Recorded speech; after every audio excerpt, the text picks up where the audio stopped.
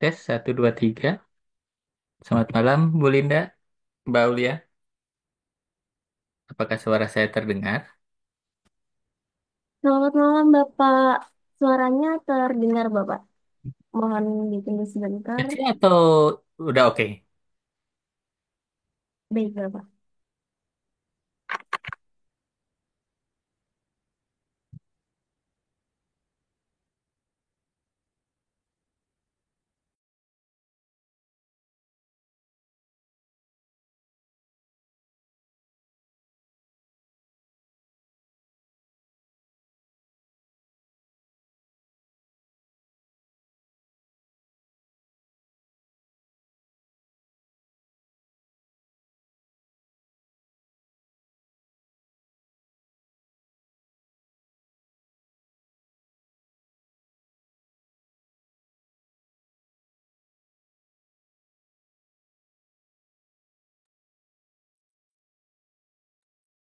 Selamat malam Bapak.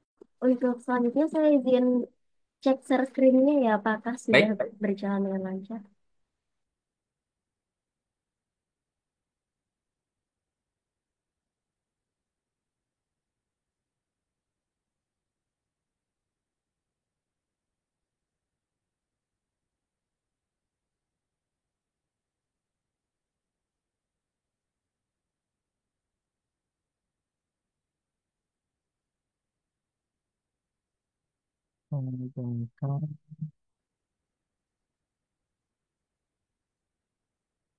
apakah sudah terlihat?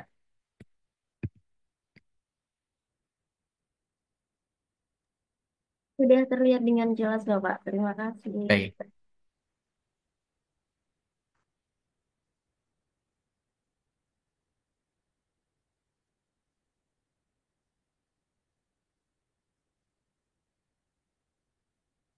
Baik Bapak, untuk di cloud-nya akan segera kami mulai. Jika ingin bersiap-siap terlebih dahulu, kami persilahkan Bapak. Baik, terima kasih.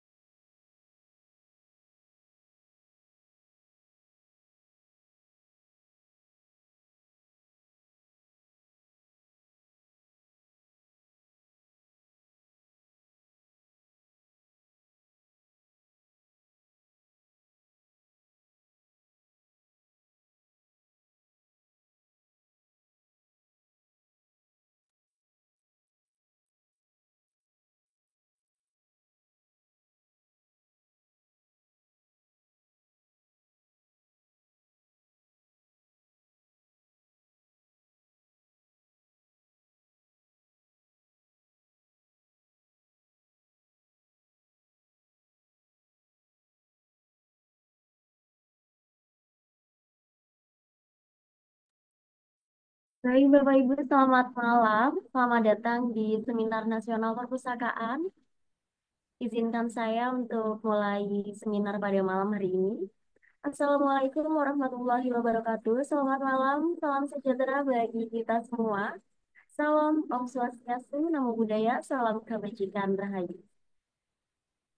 Yang terhormat, narasumber kita pada malam hari ini, Bapak Wawan Dermawan, serta yang kami hormati Bapak Ibu peserta Seminar Nasional Perpustakaan pada malam hari ini yang berbahagia. Alhamdulillah, puji dan puji syukur kami panjatkan karena berkat rahmatnya kami masih bisa berkumpul untuk bersama-sama menimba ilmu dari narasumber kita yang sangat luar biasa ini meskipun harus dilaksanakan secara online Bapak Ibu. Semoga kita tetap dalam keadaan sehat dan semangat selalu hingga akhir acara. Seminar nasional pada malam hari ini mengusung tema kolaborasi kepala perpustakaan dan pustakawan untuk pelayanan inovatif. Sebelum kita beranjak pada kegiatan inti, alangkah lebih baiknya apabila kita berdoa terlebih dahulu agar kegiatan pada malam hari ini dapat berjalan dengan lancar dan dapat menjadi manfaat bagi kita semua. Berdoa menurut agama dan kepercayaan masing-masing, dipersilakan.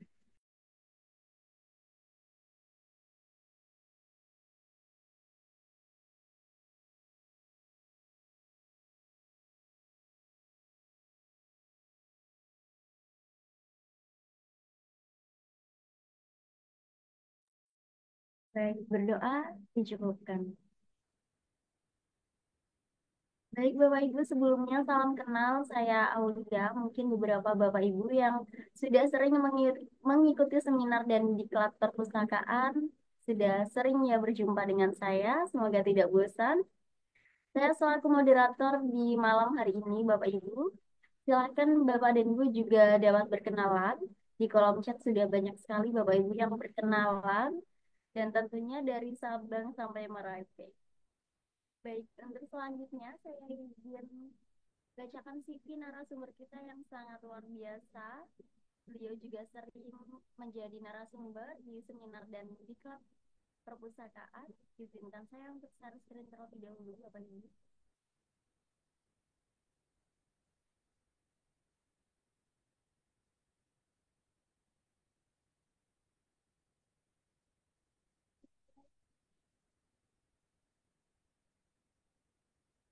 Beliau merupakan seorang pustakawan di tahun 2002 ini. Ternyata beliau memiliki pengalaman pribadi dan dia langsung juga satunya di ilmu informasi dan perpustakaan di Universitas Pajajaran. Kemudian yang bersatu dia juga informasi konsentrasi ilmu perpustakaan di Universitas Pajajaran. Beliau pada tahun 2013 hingga 2015 merupakan BSN kemudian yang 2016 dan saat ini bagi pelayanan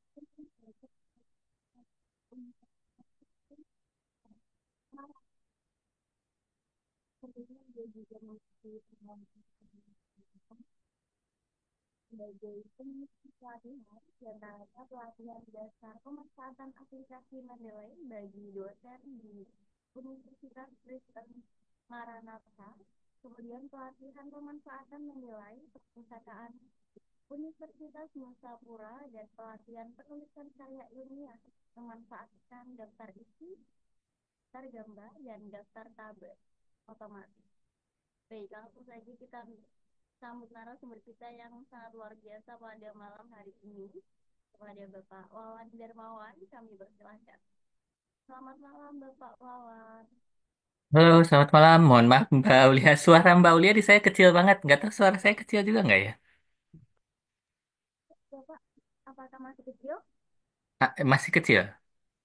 Baik, sebentar Bapak mau Baik. Tapi ada samar-samar, cuman kecil banget kedua suaranya di saya.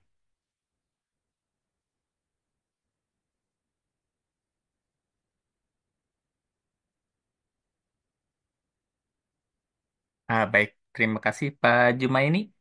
Suara saya terdengar jelas ya. Mohon izin Bapak cek apakah suara saya masih kecil Bapak? Sudah mulai terdengar. Baik Bapak, saya mohon izin untuk off kamera terlebih dahulu. Untuk selanjutnya langsung saja kita ke sesi penyampaian materi Bapak untuk durasinya yaitu 60 menit, kemudian akan dilanjutkan dengan sesi diskusi selama 30 menit. Untuk selanjutnya kepada Bapak Wawan Darmawan, waktu sepenuhnya kami serahkan. Baik, terima kasih. Selamat malam. Assalamualaikum Bapak Ibu dan teman-teman semua yang hadir di malam hari ini. Udah beberapa kali kita bertemu mungkin di beberapa tema terkait perpustakaan.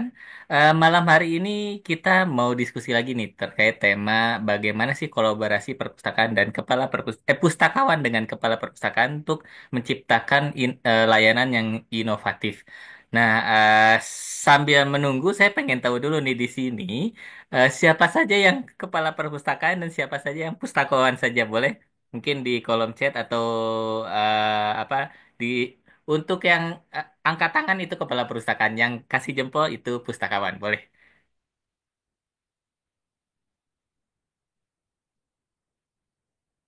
Adakah yang kepala perpustakaan di sini?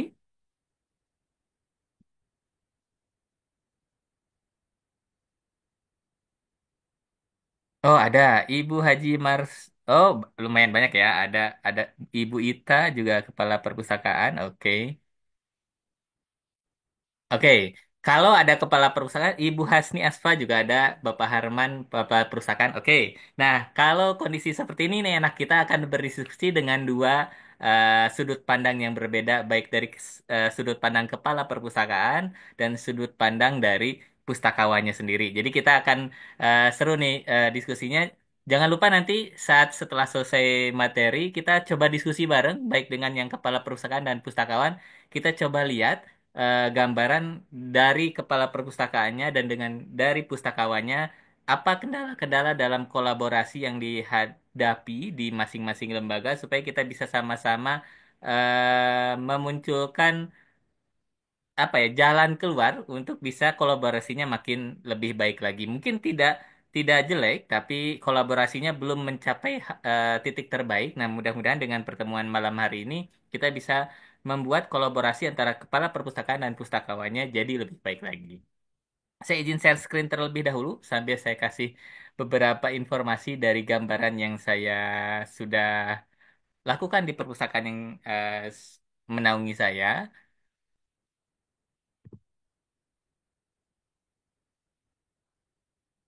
Baik, inovasi itu landasan awalnya ada dua. Yang pertama adalah inovasi itu muncul dari buah pemikiran saat kita melamun, saat kita memikirkan hal-hal yang ingin kita lakukan di lingkungan lembaga kita. Tapi inovasi juga inspirasi dari buah kolaborasi. Apa maksud dari hal tersebut? Jadi ada dua ya. Ada saat kita mikirin sendiri apa ya yang buat perpustakaan kita ini.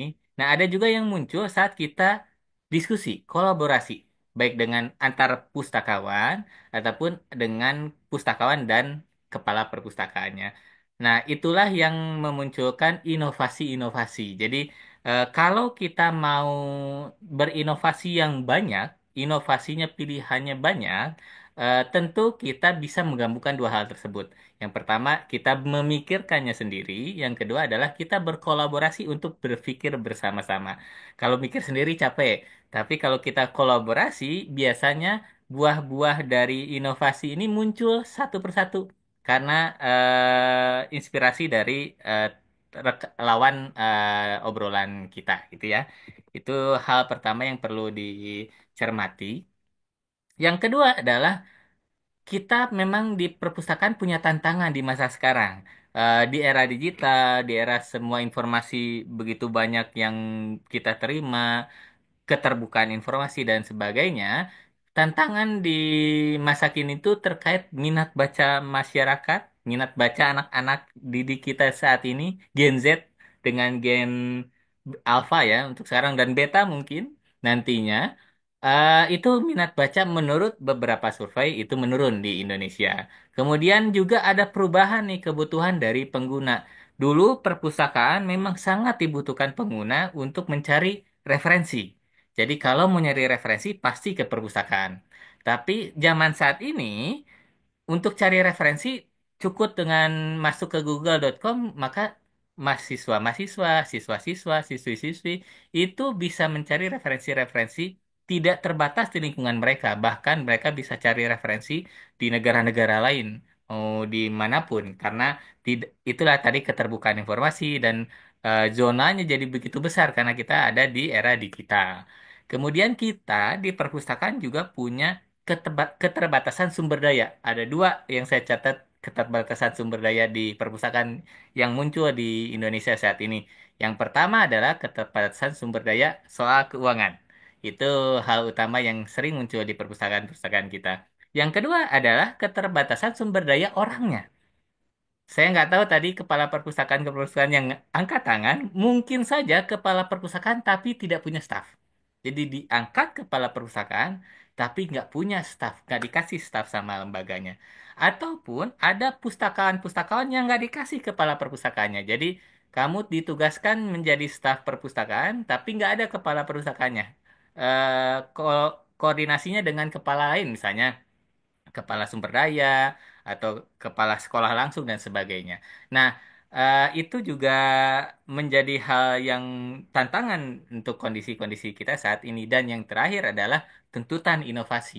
Karena stigma perpustakaan yang tidak menyenangkan, terlalu moderat, kaku, dan sebagainya, memunculkan dan mendorong kita untuk berinovasi terus supaya para pengguna kita, pemustaka kita, itu mau datang ke perpustakaan untuk menggunakan layanan-layanan yang ada di perpustakaan. Jadi, itulah tantangan-tantangan di masa kini yang kita hadapi di saat kita bekerja di perpustakaan. Nah, esensi dari awal tadi, kolaborasi dengan tantangan. Jadi, ciri-ciri kolaborasi yang tepat itu ada tiga. Yang pertama adalah soal komunikasi, yang kedua adalah soal kepercayaan, dan yang ketiga adalah soal tujuan. Jadi itu tiga hal itu yang penting tuh. Dalam kolaborasi di konsep apapun, yang penting itu adalah soal komunikasi, kepercayaan dan tujuan. Nah, ini yang harus kita bangun dulu di awal sebelum kita membicarakan hal-hal di target-target yang tertentu terkait tadi inovasi-inovasi. Sebelum munculin inovasi-inovasinya, kita harus pakemin dulu nih tiga halnya. Komunikasinya udah baik belum? Pustakawan dengan kepala perpustakaannya. Kepala perpustakaannya sudah percaya belum sama anggota timnya? Atau anggota timnya sudah percaya belum sama kepala perpustakaannya? Dan yang ketiga adalah tujuannya udah jelas belum? Nah, yang ketiga ini yang sering kali ada sedikit bias. Tujuan bersama itu adalah visi misi dari perpustakaan. Jadi, visinya kita itu sama-sama untuk majuin perpustakaan lah. Hal utamanya ya. Jadi, jangan sampai visi diri kita sendiri itu mengalahkan dari visi lembaganya untuk menentukan tujuan yang bersama yang lebih jelas. Oleh karena itu, sebentar ya, mohon maaf sebentar.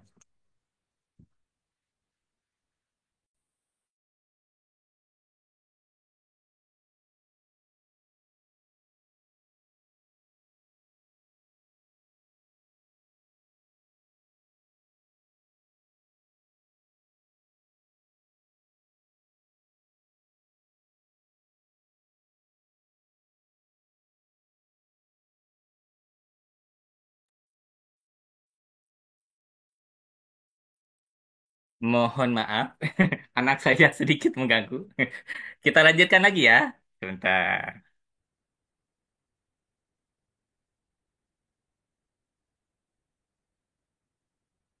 Oke, nah lanjutan dari yang tadi. Nah, peran itu kita bagi dua peran ya. Peran kepala perpustakaan dengan peran dari pustakawannya sendiri. Itu yang perlu kita bagi.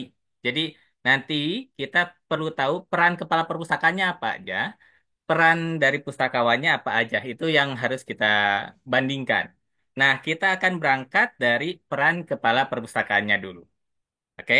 Nah, peran kepala perpustakaan itu bukan di bawah, bukan yang berjalan di teknis, tapi peran yang manajerial. Nah, peran dari kepala perpustakaan itu ada tiga, menurut pandangan saya ya. Yang pertama adalah visioner, yang kedua adalah kepemimpinan, dan yang ketiga adalah fasilitator. Nah, kita akan bahas sedikit-sedikit ya untuk visioner, kepemimpinan, dan fasilitator itu seperti apa. Nah, untuk yang visioner, ini kepala perpustakaan harus bisa memberikan gambaran visi dari perpustakaan itu akan dibawa ke arah mana nih? Tahun ke depan, jangan 5 dulu deh. 1 tahun ke depan, 5 tahun ke depan, 10 tahun ke depan, 20 tahun ke depan. Nah itu kepala perpustakaan harus punya visi itu. Jadi ketika menjabat kepala perpustakaan, jangan menjabat, oke saya urus semua tugas-tugas, atur tugas-tugas bawahan saya. Bukan. Pertama kali menjabat, visinya harus jelas. Oh, lihat visi lembaga utama apa nih? Oh, untuk teknologi, visi lembaga utama mengembangkan teknologi. Kemudian visi perpustakaan udah di mana nih? Oh, belum ada nih visi perpustakaan. Oke, saya akan susun sesuaikan dengan visi lembaga terkait pengembangan teknologi. Sudah selesai visinya, kita susun misi-misinya, apa aja yang kita akan capai di 5 tahun ke depan, 10 tahun ke depan, sampai 20 tahun ke depan. Sudah ada bayangannya. Itu peran dari kepala perusahaan awal. Jadi terkadang itu yang kelewat. Jadi hanya menjalankan tugas seharian tanpa mempunyai visioner ke depannya mau seperti apa sih? Mau dibawa apa sih perpustakaannya? Sebagai contoh misalnya. Ketika saya ditawari menjabat Kepala Bagian Layanan Umum dan Teknologi di Universitas Kristen Maranatha untuk di bawahnya Ketua UPT Perpustakaan, itu saya pertama kali menjabat langsung ditanya, kalau kamu menjabat, kamu akan bawa sampai mana nih layanan umum dan teknologi? Nah, di situ saya menjawab, saya melihat bahwa layanan umum dan teknologi saat ini itu terlalu kaku. 10 dan sampai 20 tahun ke depan saya pengen Maranatha atau perusahaan Maranatha punya layanan yang open access, open space sehingga memunculkan komunitas-komunitas. Saya tidak mau lagi perpustakaan layanannya hanya soal pinjam dan kembali buku, tapi muncul komunitas-komunitas di perpustakaan. Kenapa saya pengen muncul komunitas-komunitas di perpustakaan? Tidak hanya soal komunitas penelitian, tapi juga bisa komunitas misalnya entrepreneurship, komunitas content creator, atau komunitas peneliti, atau komunitas musik dan sebagainya. Saya akan membantu untuk memenuhi kebutuhan-kebutuhan informasi dari komunitas-komunitas itu. Nah, itu eh, visi utama ketika kita menjabat dalam sebuah jabatan di perusahaan. Jadi ketika kita menjabat, kita firm dulu nih, mau kita bawa kemana nih perpustakaan kita. Yang kedua adalah soal kepemimpinan. Kepemimpinan ini banyak ininya, banyak teorinya. Ada yang kepemimpinannya agresif, ada yang humanis, ada yang kekeluargaan. Itu bebas. Jadi saya bebaskan, tidak ada yang salah dan tidak ada yang paling benar dari semua jenis-jenis kepemimpinan. Bapak Ibu bisa perhatikan mana yang paling cocok diterapkan di lembaga masing-masing Bapak Ibu. Jadi soal kepemimpinan itu analisis kita yang perlu ditingkatkan. Nah, biasanya analisis paling dasarnya kita bisa lakukan dengan melakukan analisis SWOT. Jadi kita cari kekuatan, kelemahan, opportunity, dan peluang. Bagaimana memunculkan hal itu? Kita nggak bisa ngelamun sendiri. Nah, komunikasi.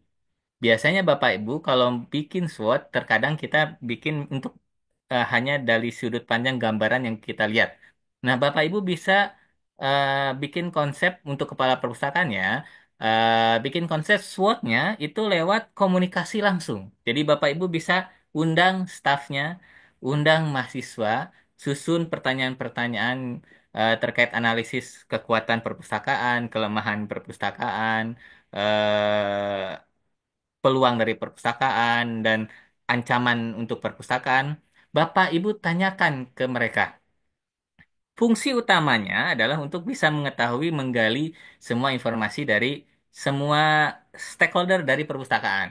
Nah, di sini kunci utamanya adalah sabar. Kenapa saya bilang sabar? Jadi Bapak Ibu buka keran sebesar-besarnya untuk dikritik oleh semua stakeholder yang ada di lingkungan perpustakaan, baik staf, mahasiswa, dosen, misalnya kalau di universitas atau guru-guru dan sebagainya. Anggaplah memang kita yang bersalah. Jadi anggap semua kritikan itu adalah poin-poin yang harus kita bangun dari diri kita. Nah, ini yang hal yang paling sulit, yang jarang sekali kita mau sabar, mau ikhlas untuk mendengarkan. Dikritik langsung di depan wajah gitu. Itu yang perlu Bapak Ibu coba untuk mulai sabar dan ikhlas untuk menerima itu. Jadi toh itu hanya pertama saja. Terkadang kalau udah dua tiga kali mah Bapak Ibu sudah mulai merasa ini memang masukan untuk saya untuk bisa lebih mengembangkan diri untuk saya sendiri dan juga perpustakaannya. Jadi kritik dari analisis SWOT itu bisa Bapak Ibu gunakan untuk mulai menjadi pemimpin atau menentukan pemimpin yang seperti apa yang Bapak Ibu bisa terapkan di perusahaannya. Kalau munculnya oh ini staf-stafnya susah sekali atur, staf-stafnya sering kali mangkir. Kepemimpinan yang ekstrim nggak masalah, karena kondisinya seperti itu. Tapi kalau misalnya lihat, oh ini hasil dari analisisnya muncul kalau saya bikin kekeluargaan, si staf-stafnya sangat senang. Muncul, mereka jadi semangat bekerja. Nah, boleh gunakan kepemimpinan untuk yang sistem kekeluargaan dan sebagainya. Bapak Ibu bisa baca untuk pilihan-pilihan kepemimpinan. Dan yang terakhir adalah ini yang utama, fasilitator. Jadi terkadang kepala perpustakaan itu minta inovasi, minta layanan, minta perubahan, tapi nggak ngasih fasilitas. Itu yang agak sulit.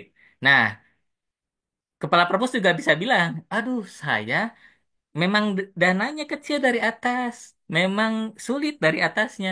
Nah, itu tugas dari Bapak Ibu semua sebagai kepala perpustakaan. Bagaimana? Nah, dananya bisa bertambah. Itu tugas Bapak Ibu. Bagaimana izin untuk kegiatannya di ACC oleh pimpinan universitas? Itu tugas dari Bapak Ibu, bukan tugasnya staf-staf. Jadi, Bapak Ibu yang bertanggung jawab agar staf tidak perlu mikirin dananya, agar staf tidak perlu mikirin birokrasi ke manajer atasnya di posisi kepala perusahaan itulah yang perlu memikirkan untuk bisa dananya goals, untuk bisa tembus izinnya ke lembaga atas, jangan bebankan ke staf-stafnya.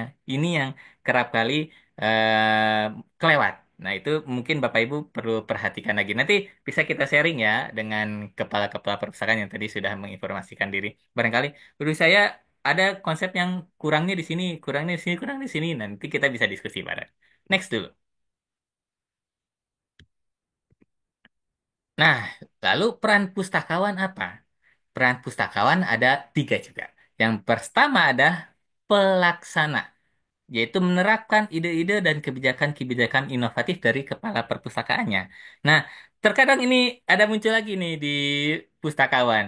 Terkadang disuruh, tapi susah. Jadi misalnya nih, hey ini ada dana nih dikit nih, kita mau inovasi, misalkan dibikin jadi semua stafnya wajib bisa berbahasa Inggris. Misal contoh itu aja. Langsung penolakan, nggak bisa Pak, saya nggak bisa bahasa Inggris. Wah, saya dari dulu memang nggak bisa Pak. Nggak bisa. Kalau kepala perpustakaan sudah melihat kebutuhannya adalah pustakawan kita harus bisa bahasa Inggris semua, jawabannya adalah, oke Pak, saya siap berbahasa Inggris, tapi karena saya tidak bisa saat ini, Bapak fasilitasi dong saya untuk les atau ada fasilitas yang bisa saya belajar untuk bisa meningkatkan bahasa Inggris saya. Nah, itu fungsinya ya. Jadi kita menerima, tapi fasilitasnya itu kepala perpustakaan yang memberikan. Jadi jangan kita tolak dulu di awal inovasi-inovasi yang disampaikan kepala perpustakaan, tapi kita kaji dulu. Ini Pak, saya nggak sanggup untuk sekarang. Agar saya sanggup, saya perlu ini, dan ini. Itu. Jadi disitulah muncul yang namanya komunikasi dan kolaborasi, di mana kita menginformasikan kekurangan kita, nanti kebutuhan kita, dan dikolaborasikan sehingga inovasinya berjalan. Itu yang pertama ya. Yang kedua adalah soal pengembangan layanan. Kepala perpustakaan itu gambarannya sempit, hanya gambaran manajerial. Kita, pustakawan yang ada di teknis bawah, itu punya gambaran yang besar terkait kebutuhan perpustakaan. Jadi kalau misalnya nih, ada audit, kemudian atau ada ini diskusi dengan pimpinan sekolah misalnya atau pimpinan universitas, jangan kepala perpustakaannya aja yang maju, tapi juga dengan pustakawannya. Karena kenapa?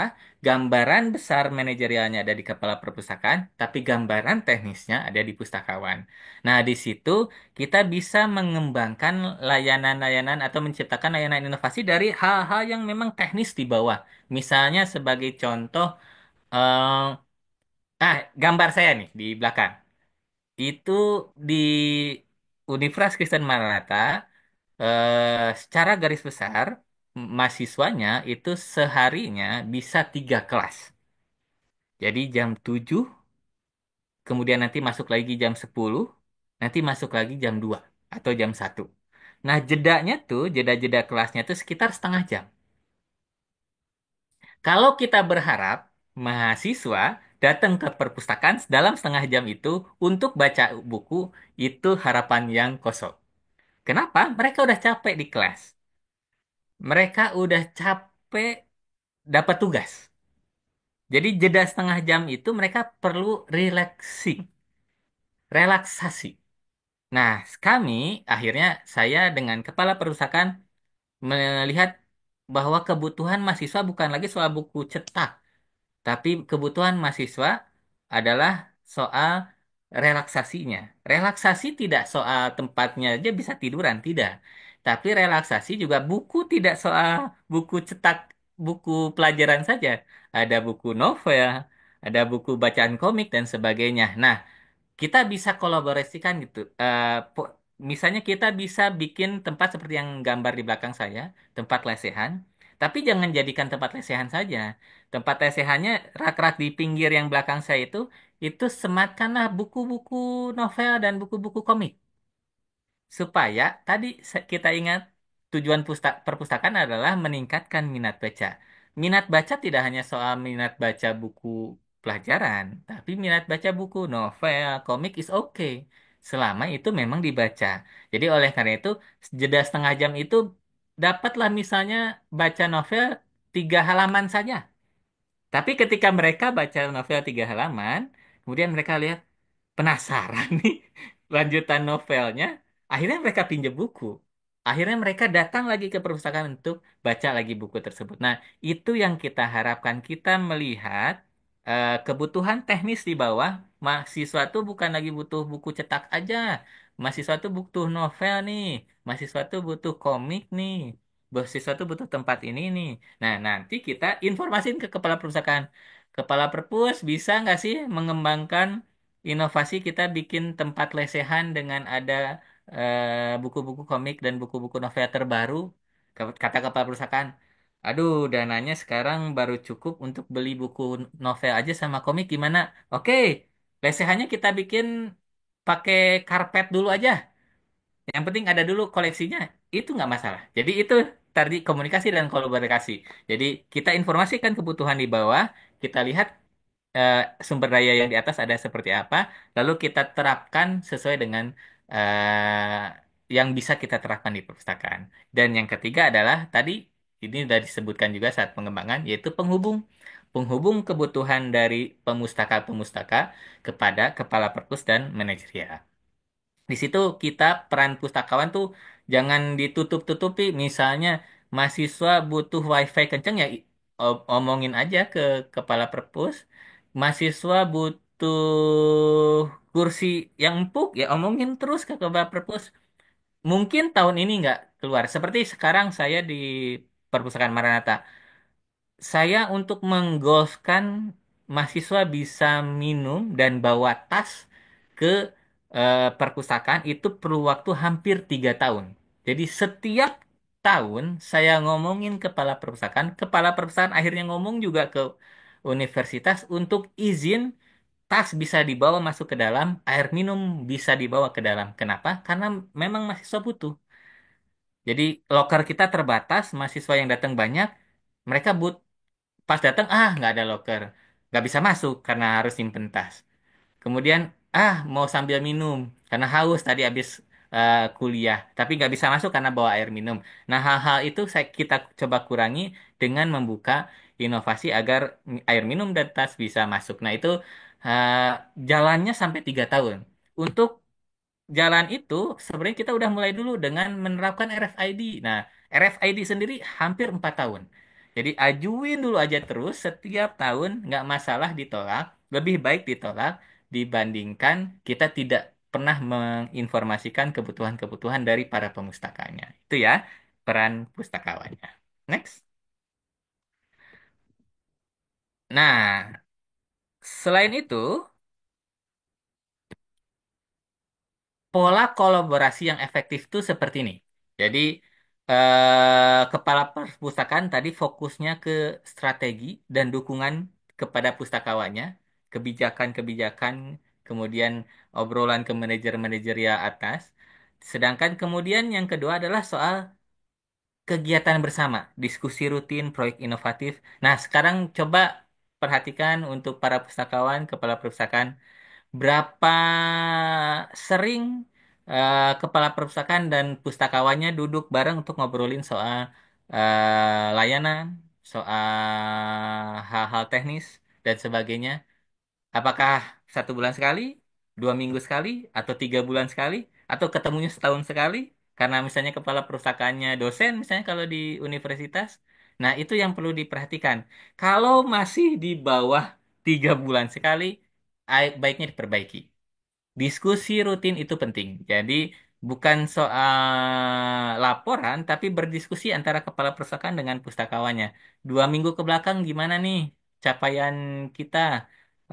Apa nih yang mungkin bisa kita kembangkan? Apa nih yang mungkin saya bisa bantu dan sebagainya. Kalau bisa 2 minggu sekali minimal. Kalau sulit 1 bulan sekali lah minimal. Kita bertemu antara kepala perpustakaan dengan pustakawannya. Nah, yang ketiga adalah pustakawannya menangani operasional untuk pengembangan kegiatan kreativitas layanan. Jadi, ketika misalnya sumber daya tadi terbatas, dana sekarang terbatas, tapi kita pengen bikin yang kayak tadi, pengen ada lesehan, pengen ada novel, pengen ada bacaan-bacaan segar gitu.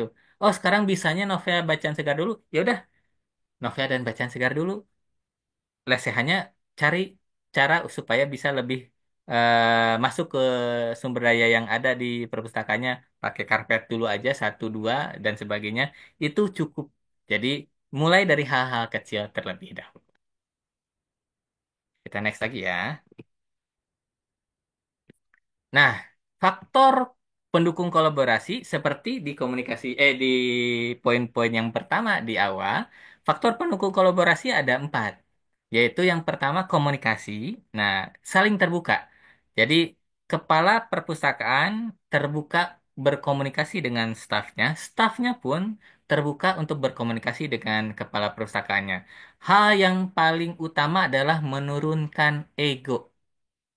Itu yang penting dalam sebuah komunikasi.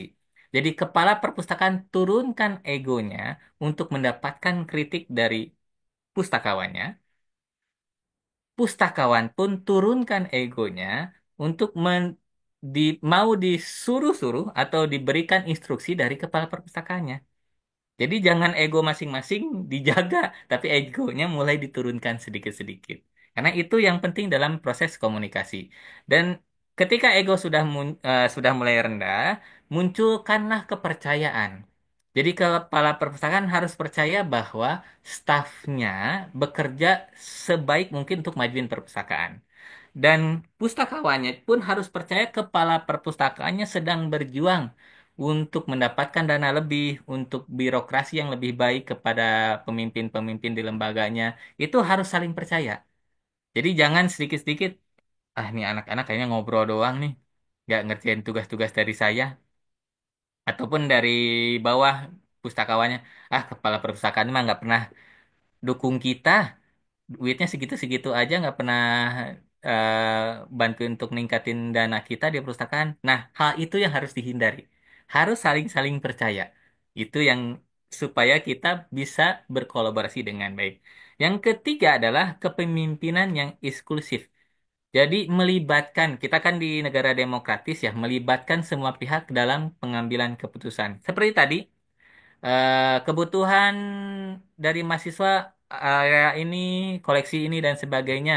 Nah, kepala perpustakaan tidak sekonyong-konyong, ah nggak bisa, kita cuma punya dana segini, yang bisa dibeli cuma novel aja. Novelnya saya yang tentuin. Nah, itu nggak bisa. Jadi harus semuanya punya manfaat. Jadi pustakawannya bisa informasiin, Pak, oke novel aja nggak apa-apa, Pak. Tapi novelnya bisa nggak yang ini, karena ini yang banyak diminati oleh mahasiswanya sekarang. Ini yang lagi trending, ini yang lagi dibutuhkan mahasiswanya. Nah, itu yang perlu diperhatikan sama kepala perpustakaan dan pustakawannya, terutama kepala perpustakaan, untuk memberikan ruang kepada pustakawannya dalam mengambil keputusan-keputusan penting.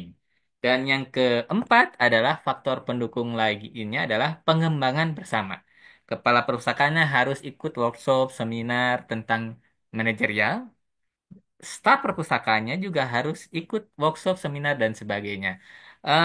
Yang paling sederhana kalau Bapak Ibu ingin dapat gambaran inovasi-inovasi, sebenarnya adalah ikuti lomba inovasi. Mau kita punya inovasi bagus ataupun tidak. Kenapa kita perlu di luar ya seminar dan sebagainya? Karena kalau di seminar itu identik obrolannya. Di workshop kayak sekarang ini identik obrolannya. Jarang sekali yang detail. Tapi kalau kita ikutan lomba-lomba inovasi, walaupun kita kalah, setidaknya kita dapat informasi inovasi perpustakaan-perpustakaan lain seperti apa. Bahkan dari obrolan dengan lawan eh, pustakawan kita di lembaga-lembaga lain, itu banyak inovasi yang bisa kita ambil dan kita bisa kembangkan lagi di perpustakaan kita. Jadi para pustakawannya juga ketika disuruh kepala perpustakaan, ayo ikutan inovasi, ikut aja. Mau inovasinya jelek, mau inovasinya kurang oke juga ikut aja dulu. Biar kita tahu, oh iya ya, inovasi di situ pantesan menang. Sekeren itu. Padahal itu bisa juga diterapkan di kita. Nah, itu gambaran itu yang harus muncul sebenarnya ketika kita mengikuti lomba-lomba inovasi. Jadi, Bapak Ibu yang belum pernah ikutan lomba inovasi, saya sarankan Bapak Ibu ikutan dari tahun depan lah, 2025 ya. Kalau ada lomba inovasi, yuk ikutan. Sebagus atau seburuk apapun inovasi kita, ikutan saja. Jangan minder soal inovasi kita, nggak masalah.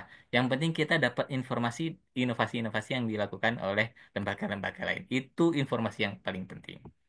Kita next lagi. Nah, ini saya kasih gambarannya, contoh inovasi yang berhasil di Perpustakaan Universitas Kristen Maranatha. Ini akibat dari kolaborasi. Oke, saya akan mulai dari ini. Kalau saya ceritain jadi bukan sombong ya, tapi ini salah satu yang membawa saya juara ketiga nasional di FPPTI Jawa Barat, iyalah, yaitu terkait WA Center berbahasa Gaul. Nah, ini munculnya ketika saya ikut inovasi apa lomba inovasi di tahun 2020 kalau saya tidak salah, atau 2021 saya lupa ya, antara 20 atau 21. Di situ saya kalah, nggak dapat juara apapun, bahkan di tingkat Jawa Barat. Jadi di Jawa Baratnya itu saya nggak dapat juara, nggak masuk tiga besar bahkan. Jadi saya kalah lah di situ. Tapi ketika saya melihat hasil inovasi-inovasi dari rekan-rekan pustakawan lain dari lembaga lain, di situ saya melihat bahwa ada beberapa perpustakaan yang menerapkan bahasa Inggris di hari-hari tertentu, kemudian bahasa daerah di hari-hari tertentu. Hal itu dibutuhkan karena memang bahasa daerahnya seringkali dipakai misalnya nih di Jawa Tengah, mahasiswanya atau siswanya itu lebih banyak pakai bahasa daerah dibandingkan pakai bahasa Indonesia. Di Kalimantan, di Sulawesi misalnya dan sebagainya. Nah, di situ saya merilik lagi ke perpustakaan saya di Universitas Kristen Maranatha. Mahasiswanya itu nggak bisa ngobrol secara formal, jadi aja jarak. Jadi kalau kita buka WA Center tuh mereka mal segan untuk ngechat, nanyain hal-hal yang mereka butuhkan. Nah, saya bikinlah informasikan ke kepala perpustakaan, Pak, bisa nggak ngizinin saya di WA Center itu saya balasnya pakai bro, sis, pakai haha yang, aduh, maaf, nggak bisa kami bantu nih karena dan hal seperti itu. Karena itu tabu awalnya. Karena biasanya di lembaga itu harus formal. Kenapa saya bilang itu kepala perpustakaan? Karena nantinya saya pengen mahasiswa itu dekat dengan perpustakaan. Jadi merasa perpustakaan tidak punya jarak dengan mereka. Ngobrol seperti teman, sahabat lah gitu. Nah, setelah itu Kepala Perpustakaan saya berpikir lagi, oh iya, oke juga ya sebenarnya mahasiswa memang butuh sih supaya tidak berjarak dengan kita. Akhirnya izin ke wakil rektor, diizinkan, diterapkan, lalu saya terapkan. Dan akhirnya memang mahasiswa-mahasiswa lebih banyak dari sekarang. eh, Tetap kita beri pilihan, satu untuk yang formal, dua non formal. Jadi kalau Bapak Ibu mau coba chat ke WA call centernya Perpustakaan Maranatha itu ada pilihan mau informal atau mau yang formal. Dan 80% pilih yang non formal. Karena mereka lebih senang dibalas. Nih, seperti ini ya. Anggaplah penerimaan tugas akhir. Dia butuh cepet banget.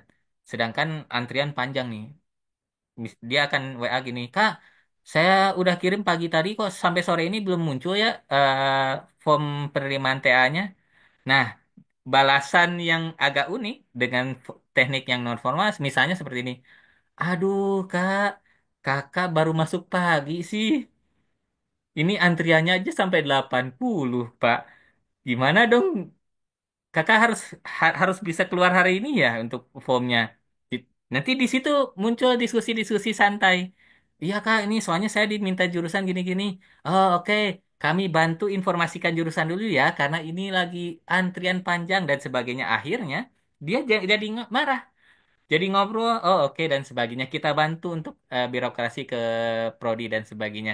Itu yang kita pengen dapatkan dari inovasi yang saya buat di WA Call Center ini. Itu yang muncul ya. Jadi kolaborasi dari bawah, saya sebagai staf informasikan ke pimpinan kebutuhan dari dari pustaka, kemudian pimpinan ACC izinkan, kita terapkan lagi dan akhirnya bisa memberikan dampak yang cukup baik ke perpustakaannya. Ada beberapa lagi seperti digital literasi entertainment, Liga Marata Cermat. Ini contoh gambarannya aja. Biasanya lomba-lomba perpustakaan itu terlalu formal. Kayak Liga Marata Cermat ini formatnya sebenarnya saya bikin dalam bentuk cerdas cermat. Tadi saya hilangkan cerdasnya. Kenapa? Karena ketika saya bikin Liga Marata Cerdas Cermat, mahasiswa nggak mau daftar karena merasa pertanyaannya akan sulit buat mereka. Tapi ketika hilang cerdasnya saja, dibikin cuman cermat, banyak yang daftar. Jadi tahun ini aja 25 yang mendaftar. Bahkan dari 25 itu, dua tim dosen, satu tim staff. Dan mereka bertanding enjoy aja, nggak ada terlalu kaku harus menang dan sebagainya. Dosen datang kalah pun nggak masalah. Yang penting mereka pengen coba nih tes kemampuan umumnya dalam Liga Maranatha Cermat itu. Itu yang saya bawa juga di Liga Maranatha Cermat dan Digital Literacy Entertainment ini soal tadi kebutuhan soal rekreasi di perpustakaan. Saya ada bikin di perpustakaan ular tangga life size. Jadi ular tangga tapi orang yang harus berjalan nggak pakai pion, jadi orangnya yang harus keliling. Supaya tetap literasi, saya bikin pertanyaan-pertanyaannya, pertanyaan-pertanyaan literasi yang membangun budaya di di Universitas Maranatanya tersampaikan ke mereka. Jadi kita bisa kembangkan hal-hal yang entertainment tapi tetap ada literasinya. Di literasi entertainment itu saya ada sharing through book, kemudian ada no backpack day, ada juga Halloween dan apa jadi baca buku saat malam Halloween, malam-malam hari di perpustakaan. Saya pengen bikin perpustakaan bukan lagi tempat yang menyeramkan, supaya tidak menyeramkan, ya bikin aja acara di malam hari. Dibikin tematik supaya mereka datang berbondong-bondong ke perpustakaan, kita ajak baca buku malam-malam hari, Kemudian mereka datang dan baca buku bareng-bareng dan perpustakaan ternyata nggak semenyeramkan itu loh, nggak se muncul bahasa Sunda mah keeng gitu. Jadi tidak semenakutkan itu loh, nggak ada hantu dan sebagainya. Itu yang ingin kita sampaikan ke mahasiswa. Jadi dan itu biasanya berangkat setidaknya dari atas juga bisa juga dari bawah. Kayak Liga Merata Cermat ini dari atas. Jadi kepala pengen ada perlombaan-perlombaan yang diikuti oleh mahasiswa, staf dan dosen. Kita godok di bawah, oh ya udah muncul. Gimana kalau bikin Liga Merata Cermat dan sebagainya. Akhirnya dibuatlah acara Liga Merata Cermat dan ini sudah tahun kedua. 2025 mudah-mudahan tahun ketiga dan sebagainya. Kemudian next lagi. Nah, Bapak Ibu bisa tuliskan studi kasus inovasi perpustakaan di baik perpustakaan digital ataupun yang lainnya di kolom chat. Nanti kita bisa diskusi bareng. Identifikasi masalah dari inovasi yang Bapak Ibu ingin bangun di perpustakaannya. Sampaikan kekurangan kolaborasi di dalam tim perpustakaannya. Apakah kekurangannya tolong disamarkan ya nama dan sebagainya cukup misalnya diinformasikan oh kekurangan di kita kepala perpustakaannya nggak mau dengerin kita nih oh kekurangan di perpustakaan saya staf-stafnya pengennya datang doang kemudian kerja biasa aja nggak usah ada pengembangan-pengembangan nah boleh dituliskan kemudian hasilnya seperti apa sih inovasi yang kurang kurang oke di perusahaan-perusahaan Bapak Ibu bisa share di kolom chat. Jadi kita studi kasus. Kalau ada yang bisa share, kita bisa diskusikan di akhir nanti bersama-sama ya. Jadi identifikasi masalahnya apa aja, masalah di kolaborasinya apa, masalah di implementasinya apa, nanti kita lihat hasilnya kenapa seperti itu. Oke? Bapak Ibu bisa tulis di kolom chat kalau ada yang mau. Kita next dulu. Nah, bagaimana sih manfaat kolaborasi sendiri untuk perpustakaan? Nah, kolaborasi ini tidak hanya bermanfaat untuk perpustakaan sebenarnya. Manfaatnya ada tiga sebenarnya. Yang utamanya ya, yang pertama adalah bagi kepala perpustakaan, kolaborasi itu memperkuat kepemimpinan karena hasil dari kepercayaan yang meningkat. Jadi kepercayaan dari pustakawan ke kepala perpustakaan yang meningkat itu akan membuat kepemimpinan kepala perpustakaannya akan makin kuat. Kemudian juga akan meningkatkan citra perpustakaan karena dengan bagusnya kolaborasi, munculnya ide-ide bagus, maka perpustakaan kita akan dipandang di minimal di lembaga kita. Saya bisa saya sebut apa ya? Saya bisa jamin salah satu lembaga setingkat perpustakaan di Universitas Kristen Maranatha, perpustakaan Maranatha adalah salah satu yang punya prestasi paling banyak dibandingkan lembaga yang lain. Di Maranatanya ya. Dan itu yang membuat kita cukup diberikan dukungan oleh eh, universitas, termasuk seperti lesehan-lesehan di bawah ini. Kita misalnya mau bikin area-area, kemudian kita kekurangan dana, kita informasiin aja terus, kita dapat akreditasi A, kemudian pimpinan pimpinan kami di universitas, oke ada dana lebih di universitas, ya udah kembangkan untuk perpustakaan dulu. Nah hal itu yang berguna ketika kolaborasi kita bisa lebih baik. Kita nggak bisa hanya soal menuntut, menuntut universitas, menuntut sekolah. Ayo dong kasih kita uang lebih, kasih kita pendanaan lebih nggak bisa. Kita kasih dulu hal yang terbaik yang bisa kita kasih ke lembaga supaya mereka lihat, oh iya, dia sudah mengerjakan yang terbaik. Kayaknya ini masih bisa ditingkatkan lagi. Ya udah saya bantu dengan pendanaan yang lebih baik. Itu yang utama di bagian kepala perpustakaan. Yang kedua adalah bagi pustakaannya, sorry, bagi pustakawannya. Ruang kreatif kita makin meningkat. Bapak Ibu pustakawan itu menurut saya adalah pekerjaan paling membahagiakan di dunia. Karena kita menolong banyak orang, mau dari mahasiswa, staf, dosen kalau di universitas, kalau di sekolah, perpustakaan tidak soal untuk siswa doang, tapi untuk dosen, untuk untuk guru, untuk staf-staf sekolahnya juga bisa digunakan. Makanya saya bilang pustakawan itu adalah pekerjaan yang paling membuat bahagia. Nah, kalau kita hanya bekerja 9 to 5 saja, hanya mengerjakan ya hanya bungkus eh, buku aja deh tiap hari, nunggu yang minjem aja setiap hari, kebahagiaan itu turun. Karena kebahagiaan akan muncul lagi kalau kita melihat kebahagiaan-kebahagiaan orang lain. Nah, kreativitas kita tingkatkanlah supaya bisa menyebarkan kebahagiaan-kebahagiaan kepada orang lain, kepada mahasiswa di misalnya di universitas lulus karena dapat referensi-referensi yang kita sediakan, dia bahagia lulus tepat waktu, kita bahagia melihat dia bahagia. Nah, itu hal yang utama ketika kita menjadi pustakawan. Jadi ruang kreativitas kita jangan ditutup, kita kembangkan terus ruang kreativitas kita. Yang kedua adalah peningkatan kompetensi. Jadi saya yakin sih pustakawan-pustakawan di Indonesia bisa bisa berkembang lebih baik dari pustakawan-pustakawan dari negara lain, asalkan kita bisa mengembangkan diri kita dengan kolaborasi-kolaborasi yang dan inovasi-inovasi yang kita punya. Dan itu kita akan meningkatkan kompetensi kita sendiri secara tidak sadar. Kayak kita mau bikin inovasi ini, kita harus bisa sih itu dulu. Kita mau bikin inovasi B, kita harus bisa sampai ke titik B itu. Itu jadi hal yang utama lainnya ketika kita jadi pustakawan. Dan bagi pengguna, tentu layanan yang relevan untuk mereka dan pengalaman di perpustakaan yang menyenangkan juga mereka dapatkan. Itu hal utama bagi pengguna. Jadi tiga hal itu yang kalau kolaborasinya baik, maka tiga hal ini akan jadi muncul kebermanfaatannya. Nah, hambatan, kalau kita lihat tadi beberapa obrolan kita, hambatan utamanya adalah terkait komunikasi yang awal, kemudian perbedaan dari visi. Ini nanti kita bisa bahas lebih dalam di momen atau bagian-bagian yang lain. Dan yang ketiga, ini yang paling berbahaya, keengganan untuk meninggalkan zona nyaman.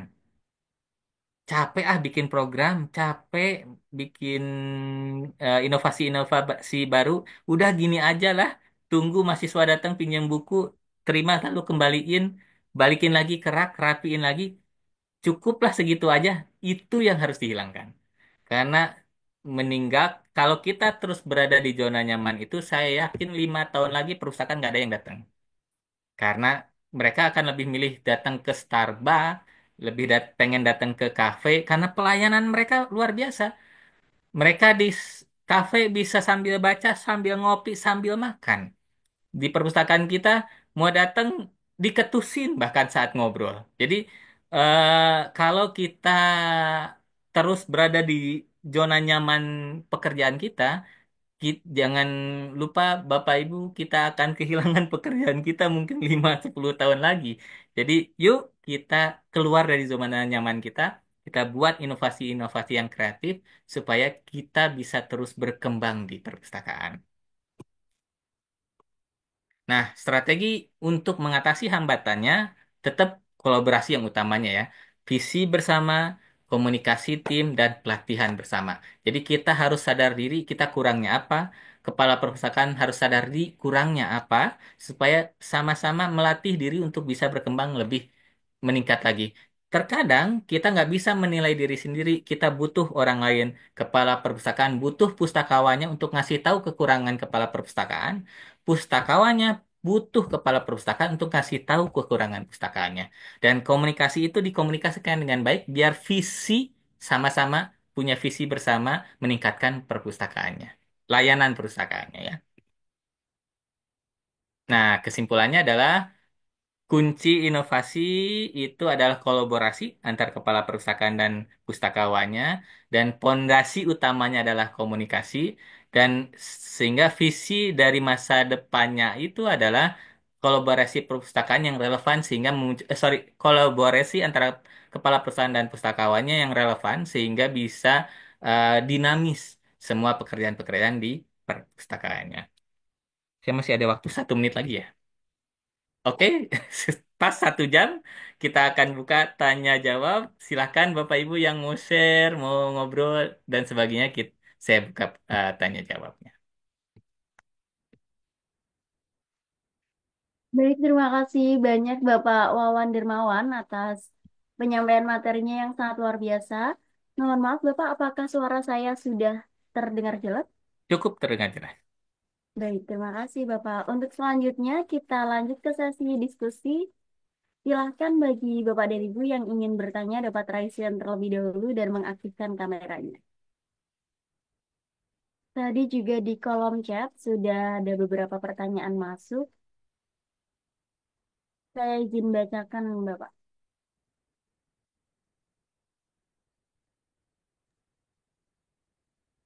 Kemudian untuk hambatan yang dialami Bapak Ibu memang sangat beragam ya. Ada yang berkaitan dengan buku, fasilitas, dan kurangnya inovasi-inovasi yang dilakukan. Baik, ini ada pertanyaan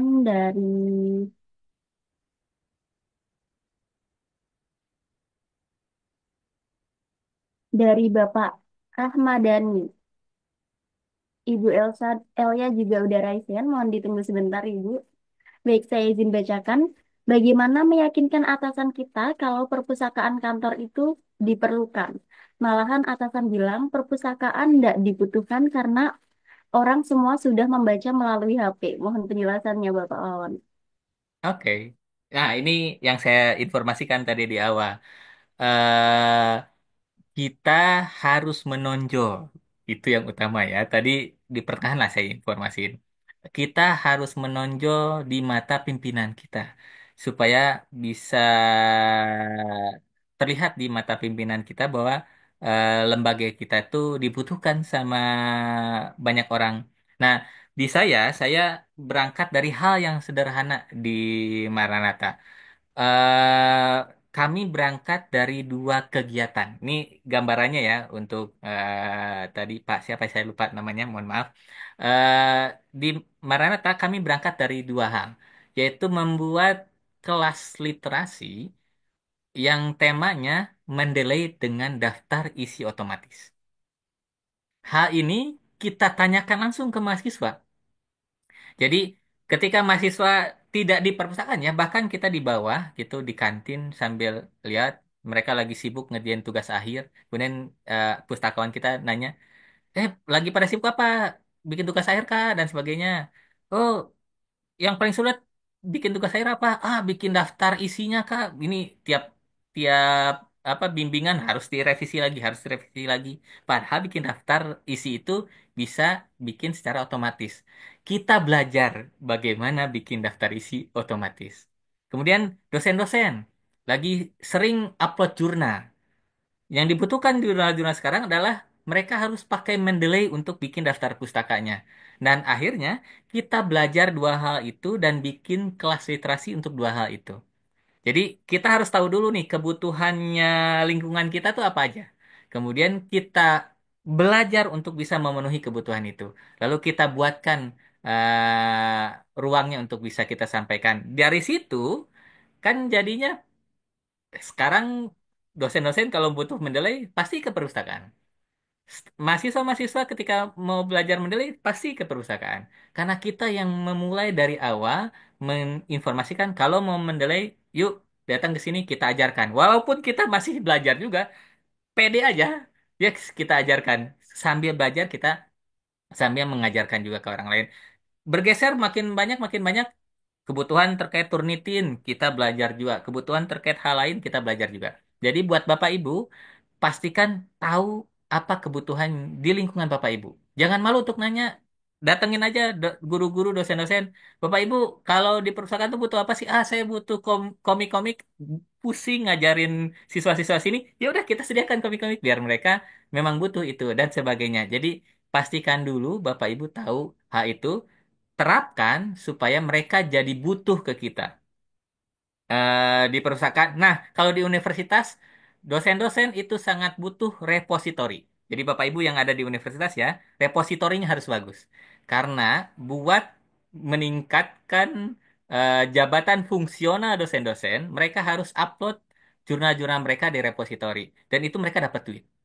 Ketika kita bisa repositorinya berjalan dengan baik, mereka akan datang ke kita untuk memohon untuk bantuan beresin jurnal-jurnal mereka untuk upload ke repositori. Jadi Bapak Ibu pastikan tahu itu hal utamanya. kebutuhan dari para pemustaka Bapak Ibu. Dan terapkan itu di perpustakaannya supaya eh, nantinya pimpinan misalnya kepala sekolahnya, perpustakaan nggak dibutuhin, ya udah tutup. Nggak ada yang ngajarin mendelay lagi, wah udah pusing tuh. Nggak ada yang upload repository lagi, pusing tuh universitas. Nah, hal-hal itu yang bisa kita terapkan. Seperti itu Mbak Aulia. Baik, terima kasih Bapak Wawan atas penjelasannya yang luar biasa sekali. Semoga dapat membantu dari pertanyaan yang telah disampaikan Bapak Ibu. Baik, untuk selanjutnya sudah ada Ibu Elia yang raisen. Kepada Ibu Elia kami persilahkan. Selamat malam Ibu. Um, Selamat malam Ibu. Eh, eh, Assalamualaikum warahmatullahi wabarakatuh. Waalaikumsalam. Eh, Selamat malam Bapak. Saya Malam sangat Bu Aulia. menanggapi materi yang Bapak sampaikan. Di sini perkenalkan nama saya Eleonora dari Padang. Saya berasal dari apa namanya sekolah paling rendah TK yaitu Bapak. Saya mau nanyakan, kalau misalnya di TK ini kan gimana caranya? Apakah kita terapkan perpustakaan atau pojok baca? Sedangkan kalau di apa namanya di TK ini kan tidak terlalu apa untuk membaca ini ya Pak ya, literasi ini agak kurang untuk anak-anak. Bagaimana supaya perpustakaan ini bisa kita terapkan dari kelas dasar atau kelas TK ini kepada anak-anak supaya lebih menarik dan lebih bisa mereka berinovasi. Terima kasih Bapak. Mohon Baik. arahannya. Assalamualaikum warahmatullahi Sama-sama orang awak wabarakatuh. Bu. Oh iya, iya oke Pak. eh saya lahir di Bukit Tinggi, walaupun nggak besar di sana. Alhamdulillah. Oke. Wah, warga Minang juga ya Pak. Apa Orang kabar? Minang ya. Yo. Orang Oke, Minang. untuk yang TK ya Bu El ya. Sebenarnya sih kalau yang TK saya lebih prepare tetap perpustakaan, jangan pojok baca karena perpustakaan luas. Pojok baca ada di bagian perpustakaan. Jadi kalau Ibu mau bikin perpustakaan tapi mau bikin juga pojok baca bisa dua-duanya. Tapi kalau cuman bikin pojok baca belum tentu bisa bikin perpustakaan. Jadi menurut saya sih tetap perpustakaan dulu. Yang kedua adalah nah, tadi balik lagi ke pertanyaan pertama.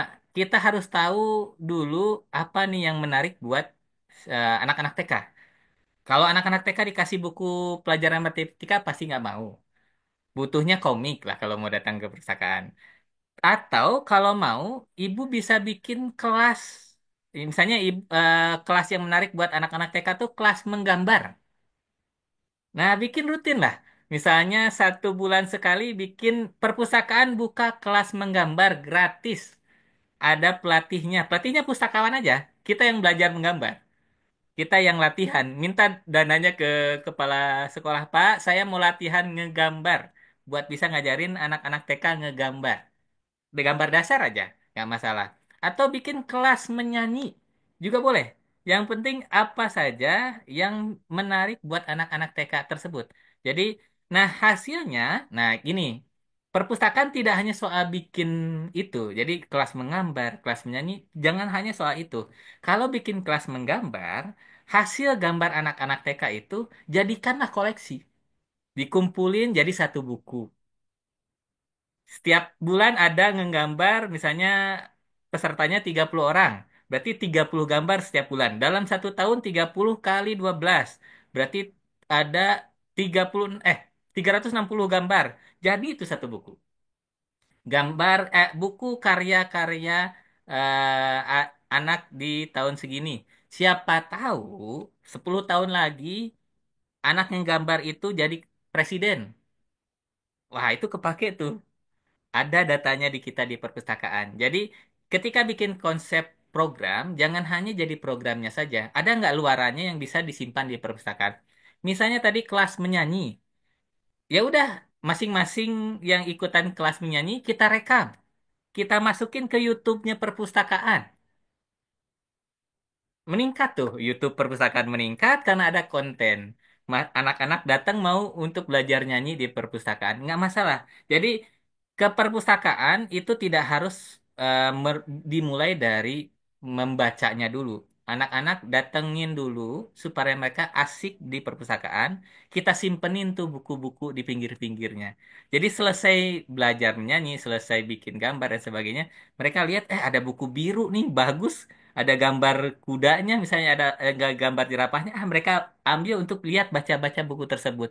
Jadi nanti simpannya jangan disimpan di rak, disimpan di rak yang terbuka yang covernya kelihatan. Buku-buku yang menarik. Jadi ketika kita bikin acara, simpenin banyak buku-buku yang menarik buat anak-anak. Jadi ketika selesai acara, mereka mau, eh ada buku kuning nih, dalamnya ada lebah dan sebagainya di covernya. Mereka ambil untuk baca satu dua halaman dulu. Mereka penasaran pasti lanjut baca sampai akhir. Jadi itu mungkin Ibu Elia. Jadi cari yang menarik buat mereka, mau menggambar, mau menyanyi, melukis dan sebagainya. Kita belajar dulu sebagai pustakawan. Belajar 1 bulan, saya yakin untuk dasarnya sih bisa. Nah, nanti kita ajarin ke anak-anaknya. Jadi, apalagi kelas menyanyi dan sebagainya itu bisa bikin seru. Atau tadi kelas menyanyi tidak perlu bentukannya koleksinya buku, ya koleksinya koleksi digital. Video-video anak-anak bernyanyi dan sebagainya. Itu mungkin bisa jadi ide untuk Bu Elia nanti diterapkan di perpustakaannya. Terima kasih. Baik, terima kasih banyak Bapak Wawan. Sangat luar biasa sekali. Saya juga jadi teringat Bapak. Dulu pada saat SD, sebelum lomba biasanya kan dilatih untuk lomba terlebih dahulu. Nah, latihannya biasanya di perpustakaan. Hmm. Dari situ tuh saya jadi tertarik untuk datang ke perpustakaan. Di sela-sela latihan lomba itu saya juga jadi lihat-lihat buku di sana. Dan sampai sekarang perpustakaan itu rasanya jadi tempat favorit. Terima kasih Hmm. Bapak Wawan atas masukannya. Dan terima kasih juga kepada Ibu Elia atas pertanyaannya yang sangat luar biasa. Semangat selalu Ibu. Untuk selanjutnya juga sudah ada Bapak Malik yang raise hand. Kepada Bapak Malik kami persilahkan. Selamat malam Bapak Malik. Mohon di-unmute terlebih dahulu Bapak. Oke. Assalamualaikum warahmatullahi wabarakatuh. Waalaikumsalam warahmatullahi wabarakatuh. Selamat malam, salam sejahtera untuk kita semua. Terima kasih kepada moderator Mbak Aulia dan Bapak Wawan Darmawan. Saya sebenarnya bukan mau menanya, sebenarnya hanya mungkin sebagai minta tanggapannya saja. Kebetulan kami kan diamanahkan untuk mengelola perpustakaan khusus, terutama Khusus. untuk perpustakaan masjid. Nah, perpustakaan di masjid ini sebenarnya sudah ada sekitar 6 ribuan koleksi. Akan tetapi karena ada revitalisasi di tempat kita, sehingga mungkin banyak buku-buku yang rusak dan lain sebagainya. Itu satu. Yang kedua, ini juga mungkin yang kita agak terkendala juga tentang SDM yang kita harapkan mungkin kan biasanya perpustakaan itu berharap yang bekerja di perpustakaan orang yang ahli di pustakawan atau minimal punya latar belakang pendidikan pustakawan. Nah, ini juga kendala kita juga ada kendala di situ. Nah, tentu ini banyak konflik persoalan yang terjadi karena ada revitalisasi pembangunan ulang Hmm. sehingga ini banyak yang harus kita perbaiki. Nah, kendalanya kadang-kadang ini apa nih mohon maaf kadang kita sebagai pengelola kurangnya supporting dari pimpinan. Nah, ini jadi persoalan mungkin ya bagaimana sih cara untuk mengatasi hal-hal yang demikian. Terus sama supporting dari pimpinan termasuk juga memperhatikan SDM yang ada di perpustakaan kita. Demikian mungkin Pak Wawan. Terima kasih banyak dan juga kepada Mbak Aulia. Dipersilakan Pak. Baik. Baik, terima kasih Pak Malik. Saya kayaknya belum pernah melihat manajerial langsung dari perpustakaan khusus, khususnya perpustakaan masjid ya. Walaupun di Bandung termasuk banyak perusahaan-perusahaan masjid yang lumayan bagus. Bahkan salah satunya di Pusdai itu termasuk perpustakaan yang cukup bagus. Mereka kelolanya cukup bagus. Eh, yang pertama terkait SDM, memang ini semua perpustakaan banyak lah.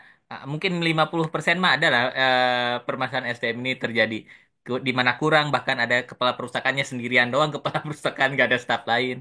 Eh, buat saya untuk sekarang dengan zamannya literasi ini, Bapak Ibu bisa manfaatkan yang namanya siswa-siswi atau mahasiswa-mahasiswi dari jurusan arsip atau jurusan perpustakaan.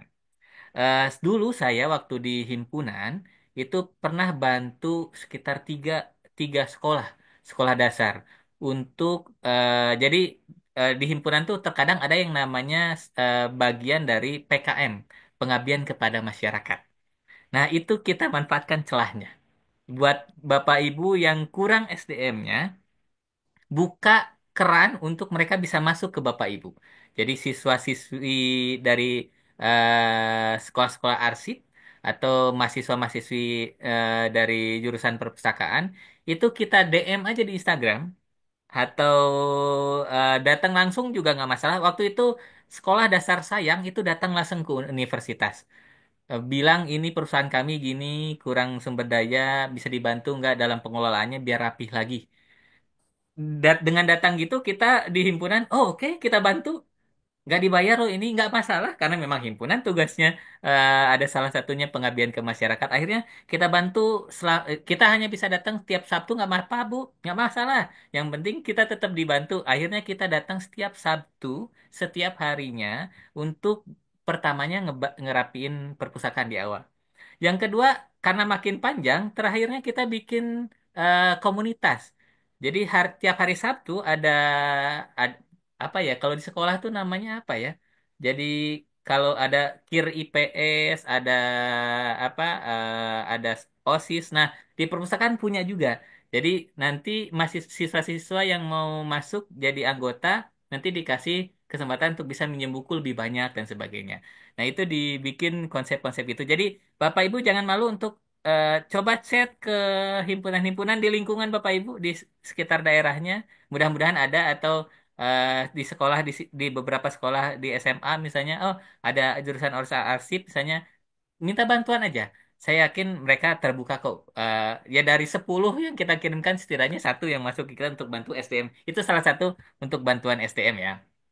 Kemudian untuk yang perbaikan Pak Malik mungkin saya tidak tahu ya di Jawa Barat sih ada di Perpustakaan Nasional itu mewajibkan setiap perpustakaan daerah tuh punya konservasi koleksi. Jadi Bapak Ibu yang punya koleksinya rusak tapi masih bisa diperbaiki sebenarnya bisa dibawa ke perpustakaan daerah untuk diminta tolong untuk diperbaiki. Jadi Bapak Ibu bisa, jadi tapi jangan dibawa langsung satu truk ya. Bawa dulu misalnya satu dulu, komunikasi dulu, bawa dulu. Bisa nggak bantu kami untuk perbaiki untuk beberapa koleksi dulu? Awalnya satu dus dulu, 3 bulan lagi kirim lagi satu dus kan nanti akhirnya selesai juga semuanya. Jadi Bapak Ibu bisa manfaatkan itu juga karena seharusnya sih apa perpustakaan daerah punya fasilitasnya untuk perbaikan-perbaikan koleksi. Apalagi misalnya di tempat Pak Malik cuman Pak Malik sendiri atau cuman berdua harus perbaikan 7.000 koleksi pasti berat kalau sendiri. Siapa tahu kalau kita serahkan ke ahlinya yang diajarkan langsung dan punya peralatannya bisa membantu Bapak Mari.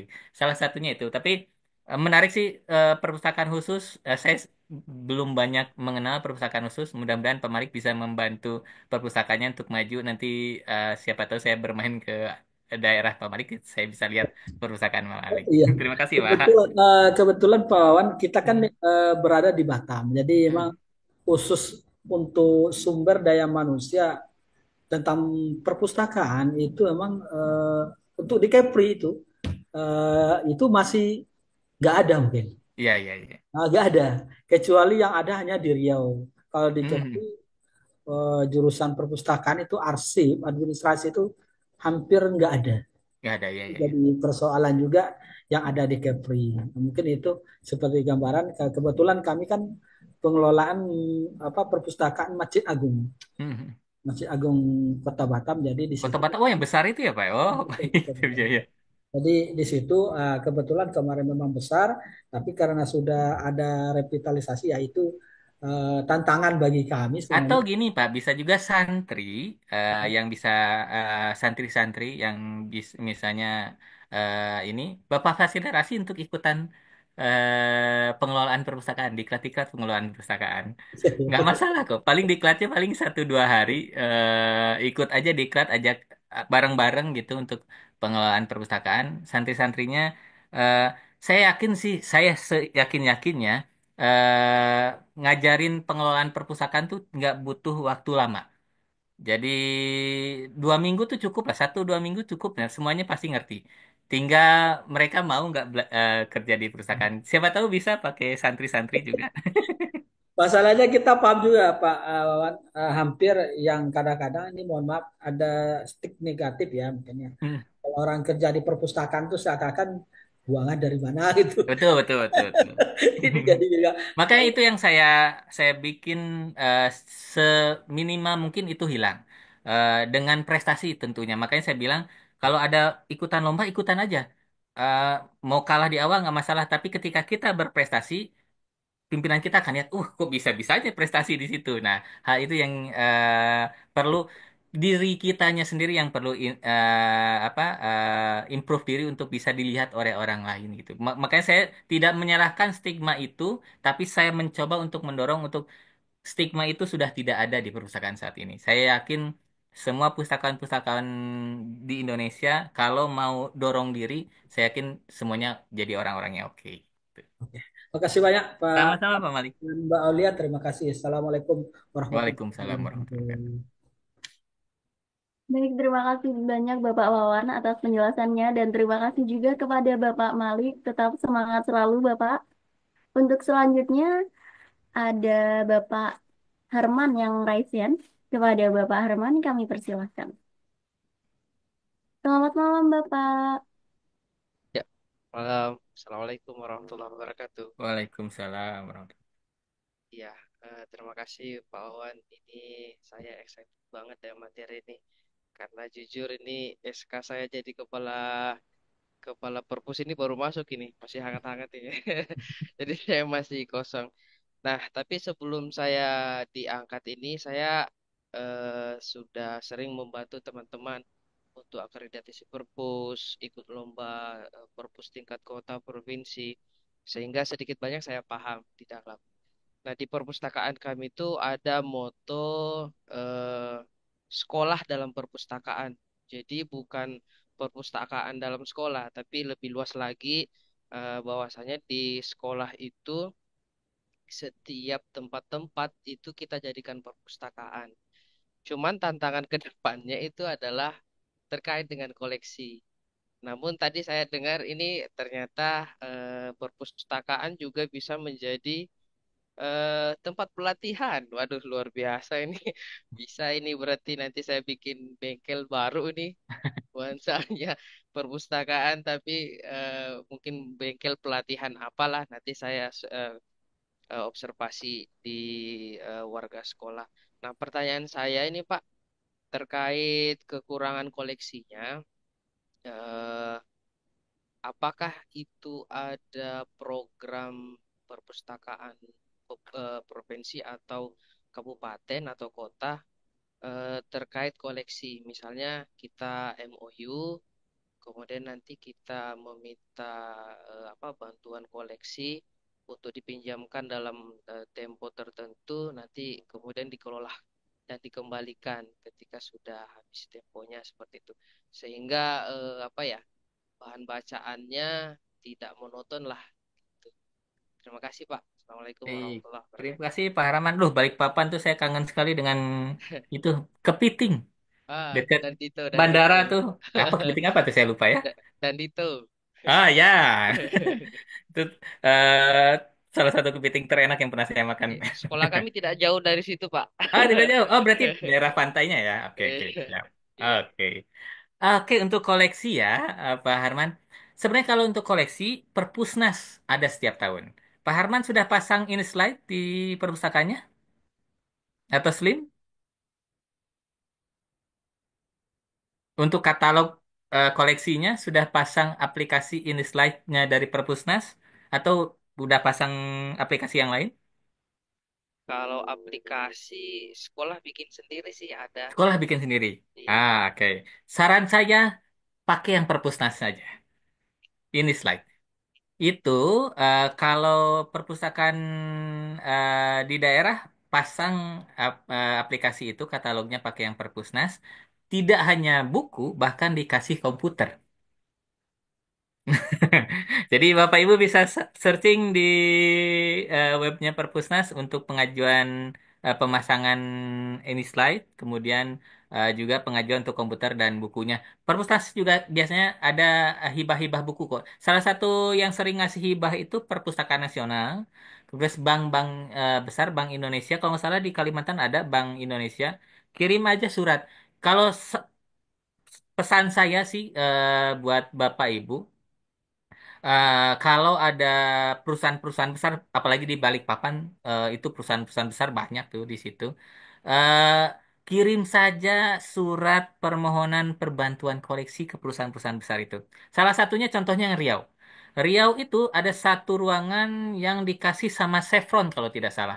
Semua koleksi dan komputernya kalau nggak salah lebih dari 30 komputer itu dikasih sama Chevron, ruangan khusus Chevron. Hal itu muncul dari permohonan.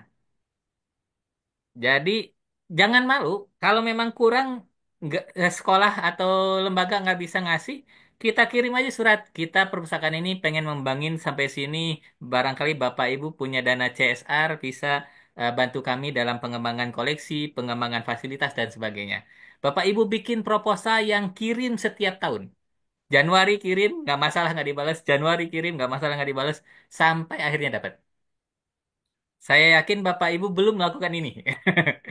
Jadi kadang-kadang karena malu, kadang-kadang yakin gitu ada yang ngerespon. Nah itu hilangkan sifat itu pokoknya coba aja dulu. Karena perpustakaan adalah salah satu lembaga yang diperbolehkan menerima dana CSR. Tapi saya wanti-wanti jangan dikorupsi. Itu ya. Karena bahaya. Dana CSR tuh kadang-kadang Pak, kita kirim 30 nanti bonnya 50. Nah, itu yang harus dihindari. Jadi, Bapak Ibu pastikan ya udah Pak, kita terima barangnya aja deh. Nggak usah pembeliannya di kita. Kita kalau ada yang seperti itu ya. Misalnya, Pak, kita terima bukunya aja deh sama komputernya, nggak usah uangnya. Kayak gitu kalau ada yang goals. Jadi, buat Bapak Ibu yang di daerah, coba peta, ada nggak perusahaan, ada nggak bupati, ada nggak camat, lulusan dari sekolahnya misalnya, lulusan dari universitasnya, kirim aja surat ke mereka. Kirim aja proposal, cari emailnya, cari kontaknya, cari alamatnya, kirim aja ke mereka. Nggak bisa lewat proposal cetak, kirim email dulu dan sebagainya. Yang penting kita usaha aja dulu. Tapi ada beberapa lembaga yang memang rutin, kayak BI itu rutin ngasih koleksi, Perpusnas juga rutin ngasih koleksi. Harusnya sih ke perpustakaan daerah juga rutin, tapi saya kurang tahu tuh. Balikpapan tuh masuk Kalimantan Tengah atau bukan ya, Pak ya? Saya kurang Timur, tahu apa. timur, timur, Oh, Pak. timur maksudnya. Ah, oke. Ya, siapa tahu ada nempel-nempel dari IKN ke ada lebih-lebihnya mungkin bisa. Jadi menurut saya sih nggak apa-apa pengajuan aja dulu. Kita di sini punya koleksi segini bisa tidak perbantuan untuk ini. Kirim email aja dulu sementara ini. Jadi kan kalau cetak mahal mahal ya biayanya, proposalnya harus cetak dan sebagainya. Kirim email aja dulu. Saya yakin sih 1 2 tahun mah ada lah. Kalau udah ngirim satu kali biasanya akan ikut terus-terusan. Karena kita udah ada tadi kolaborasi. Dibikinlah nanti MOU-nya dan sebagainya. Jadi Bapak Ibu jangan sedih, Pak dana kita kurang sedikit nih. Saya bahkan nih, siapa tahu ada nanti di YouTube baca ini, nonton ini. Saya bahkan nyari dana CSR 15 miliar untuk perpustakaan Maranatha. Supaya saya punya gambaran nih, Pak, perusahaan Maranatha saya akan pakai untuk pengembangan di kota Bandung. Bapak bisa sematkan nama Bapak di perusahaan saya sampai 10 tahun. Mau 15 tahun boleh, tapi kasih saya dana segini untuk ngembangin perpustakaan saya. Nah, itu hal-hal itu yang saya terus lakukan walaupun gagal tahun ini, terus tahun depan juga saya cari terus. Yang penting eh, kita tetap berusaha. Itu mungkin Pak Arwan yang bisa Baik, saya terima sampaikan. kasih Pak. Luar Ya, biasa berkatnya. semangat di perpustakaannya, Pak. Iya, sama-sama. Assalamualaikum. Waalaikumsalam warahmatullahi wabarakatuh. Baik, terima kasih banyak Bapak Wawan atas penjelasannya. Dan terima kasih juga kepada Bapak Herman. Semangat selalu, Bapak. Baik Bapak Ibu, dikarenakan waktu diskusinya sudah habis, maka untuk sesi diskusi ini kami cukupkan terlebih dahulu. Di kolom chat juga tadi Bapak Malik sudah memberikan informasi terkait pengajuan bantuan. Syarat-syaratnya juga sudah dituliskan dan seperti yang disampaikan Bapak Wawan tadi, cukup melalui email sudah dapat dikirim Bapak Ibu. Baik, terima kasih untuk selanjutnya. Langsung saja kita ke sesi diskusi, mohon maaf, ke sesi dokumentasi. Silakan bagi Bapak dan Ibu yang belum Agak kaget mengaktifkan saya diskusi kameranya, lagi. dapat mengaktifkan kameranya terlebih dahulu. Saking serunya sesi diskusi ya Bapak. Baik, untuk selanjutnya dimulai dari slide pertama terlebih dahulu Bapak Ibu. Satu, dua, tiga. Slide selanjutnya. Satu, dua, tiga. Slide berikutnya. Satu, dua, tiga. Dan slide yang terakhir. Satu, dua, tiga. Baik, terima kasih banyak Bapak Ibu atas antusiasnya dalam mengikuti seminar pada malam hari ini. Sebelum seminar kami akhiri, saya izin kembalikan kepada narasumber kita untuk menyampaikan closing statement-nya. Kepada Bapak Wawan Dermawan, kami persilahkan. Baik, untuk Bapak Ibu yang menjalankan perpustakaan di masing-masing lembaganya, kolaborasi itu penting. Saya ingatkan lagi, jangan terpaku pada keluhan. Jadi, kalau Bapak Ibu mau berkolaborasi, keluhan kita harus tersampaikan. Jadi, jangan diomongin di belakang, tapi didiskusikan di depan. Jadi, Bapak Ibu silakan berkeluh kesah langsung antara kepala perpustakaan dan pustakawan, gak masalah. Kita berkeluh kesah bukan untuk saling menjatuhkan, tapi kita pengen untuk bikin perpustakaan kita makin maju lagi. Jadi buat Bapak Ibu, yuk kita berkolaborasi, turunkan egonya masing-masing dan berkomunikasi dengan baik antar pustakawan ataupun antar pustakawan dengan kepala perpustakaan dan semoga perpustakaan Bapak Ibu bisa dibawa menuju ke titik yang tertingginya. Terima kasih, selamat malam, sukses selalu untuk semuanya. Assalamualaikum warahmatullahi wabarakatuh. Waalaikumsalam warahmatullahi wabarakatuh. Baik, terima kasih kembali Bapak Wawan Darmawan atas materi yang sangat luar biasa di seminar pada malam hari ini. Untuk selanjutnya, apabila Bapak ada kegiatan lain, kami perkenankan meninggalkan Zoom meeting. Terima kasih. Baik, terima kasih juga kepada Bapak dan Ibu peserta seminar nasional pada malam hari ini. Jangan khawatir Bapak Ibu untuk fasilitas diklat berupa materi, sertifikat, undangan, dan lain sebagainya akan segera panitia share melalui grup WhatsApp. Jadi mohon ditunggu di grup WhatsApp-nya Bapak Ibu. Baik, saya mewakili panitia yang bertugas menyampaikan permohonan maaf yang sebesar-besarnya apabila terdapat kesalahan kata maupun perbuatan selama acara berlangsung. Akhir kata, wassalamualaikum warahmatullahi wabarakatuh. Selamat malam, salam sejahtera bagi kita semua. Salam Om Swastiastu, Namo Buddhaya, salam kebajikan Rahayu. Salam e-guru digital, sampai jumpa di event selanjutnya Bapak dan Ibu. Silakan Bapak dan Ibu kami perkenankan untuk meninggalkan Zoom meeting.